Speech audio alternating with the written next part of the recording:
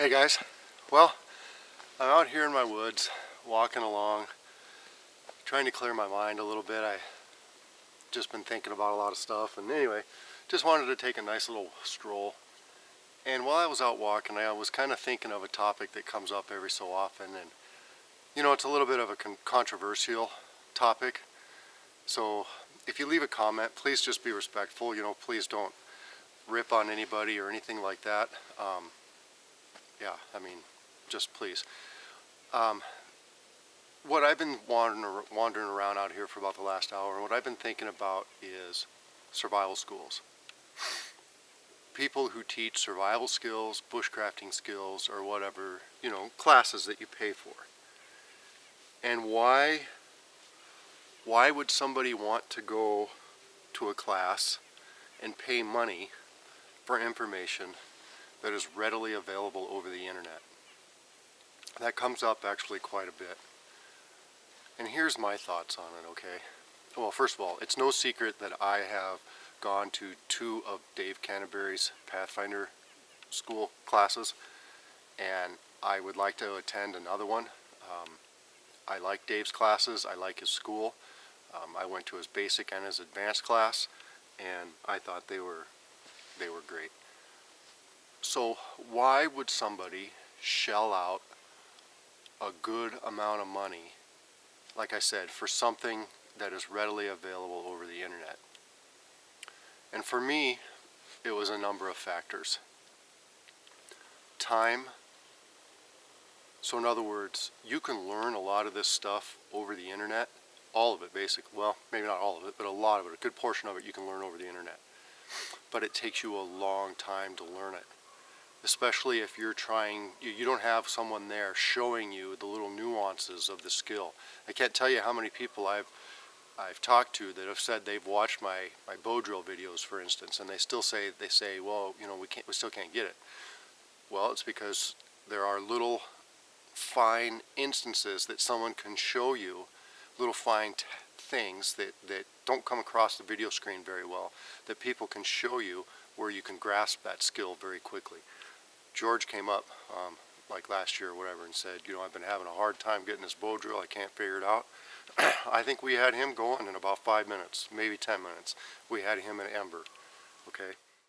So basically for me it boiled down to how much time did I have to devote to that.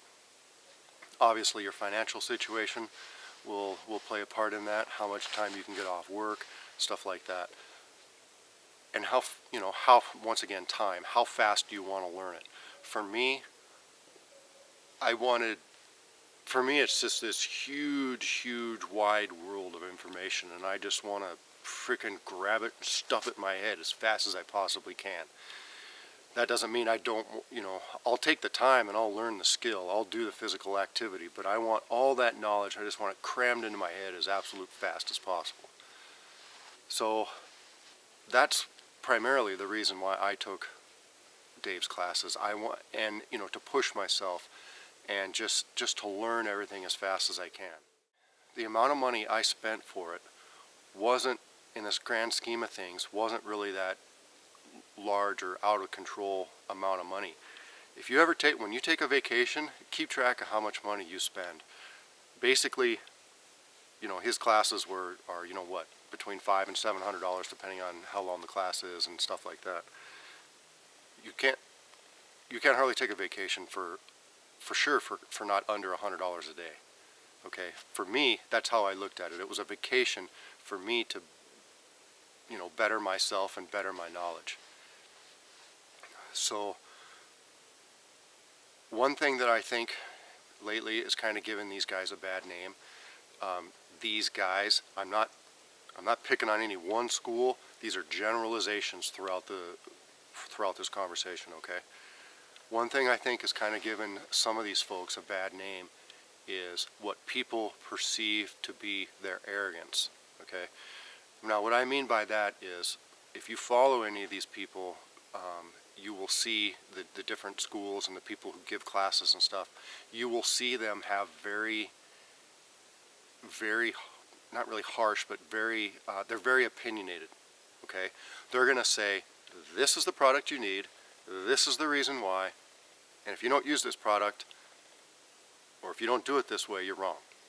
Now, it's not quite as abrupt as that, but sometimes people perceive it to be that abrupt, and sometimes it is that abrupt. And this is my thoughts as to why they're like that. Let's say I had a survival school, okay, and I'm not quitting my job. I wish I could, but I'm not quitting my job. I'm not opening up a school. But let's just say I had a survival school, and you were looking, you know, maybe at some of my videos, or you were trying to do some research on me or something, and I said, well, I'm not an expert on this, but this is the way I would go about it.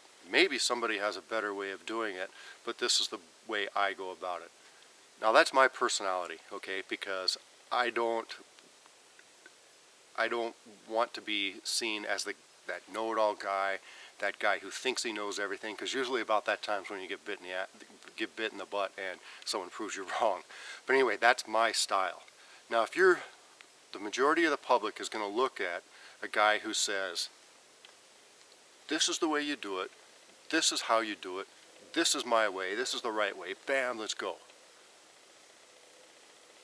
Most people are going to follow that guy, whether he's wrong or right. Most people are going to follow that guy. And I think that has a little bit to do with the strong opinions and the strong forcefulness of their message sometimes they put across. Sometimes it's just that's their personality, and they know they're right, and maybe they are right. But for me, there's been a lot of times where I've known I'm right, and I'll kind of beat around the bush a little bit just because that's my personality and that's just the way I am. So maybe that's not a strong leadership type personality in me. The majority of the public's going to follow that forceful guy that knows that thinks that, you know, people perceive he knows what he's talking about, okay? So I think that gets portrayed in social media and stuff, and you see these different schools fighting amongst themselves, kinda, okay? They're trying to show the public that they're right and that their school is the best. And if they come off as being weak or indecisive, they're going to lose customers and they're going to lose their standing in the survival community. That's my personal opinion, and that's fine. It's just, you know, it will rub some people the wrong way, and sometimes, especially lately, it has been giving people the vibe. The people that I've been talking to, I've been having actual conversations with people, and what they walk away from it is, these guys are all arrogant, they're all into themselves, and they've lost track of what they set out to do. And, you know, my opinion is they're doing that because they need to do that in order to be the guy, the number one people that can teach you how, you know, they want to be your survival school. It's their business. And I'm not picking on any one school. You darn near look at any of the schools, any of the groups out there that are founded by schools, and they are going to be run by very opinionated, very aggressive, type A type personalities. And, you know, maybe that's just the ones that make the best instructors. But, I mean, that's my opinion, okay? Someone want to take a class from me, say, for instance, or from the little guy. First of all, it's very region specific. I can teach people about birch bark some things maybe that people like in Texas or something like that you're not gonna know, you're not gonna be able to get that information. I know my area pretty well. I can point to what's gonna work for a bow drill fire in my area. Some dude coming up from California may look around and not know what to use for a bow drill fire. When I went to Ohio, I was lost. It was early spring. Some of the leaves were coming out, but I had no idea what any of the trees were around me. So I mean, I was lost. It put me at quite a disadvantage. Whereas if you take a class from somebody locally, they'll be able to help you out in your region. One good thing about, you know, for me, for Dave's classes, is the information that he shared, I was able to take back and still utilize in my area because it was generic enough information. There was specific information, but a lot of the information he shared was generic enough to where I feel I can take it and utilize it basically in any environment that I want to go to. So basically, what I wanted to kind of get across is why go to a class? Because they're going to teach you stuff that would take you 20 years to learn, and you'll learn it in 5 days, maybe 2 weeks, something like that. Now, as far as Sigma 3 school goes, I've got a good friend, Travis Henry. He went to Sigma 3. He said it was well worth the money. And if you look at their cost, people are ripping on them for how much money it costs. I think it's a 40-day class, and I can't remember how much it costs, but I'm pretty sure it was like $100 a day, like $4 grand. And people, anytime they post how much their class costs, they just get ripped. Where can you go? 40 days immersed into survival skills. He said it was well worth it, so I have to take his. He's a very good friend of mine, so I take his opinion and I hold it very highly. He said it was well worth it. Well, he's got knowledge that I can't even imagine the stuff that they told him. He did a natural cordage bow drill. You know how long it took me to figure out? It took me like 2 years of breaking sets over my knee to figure that out. He had her down in a couple of days, and maybe he had it down before he left. I don't think he did. But there's just things like that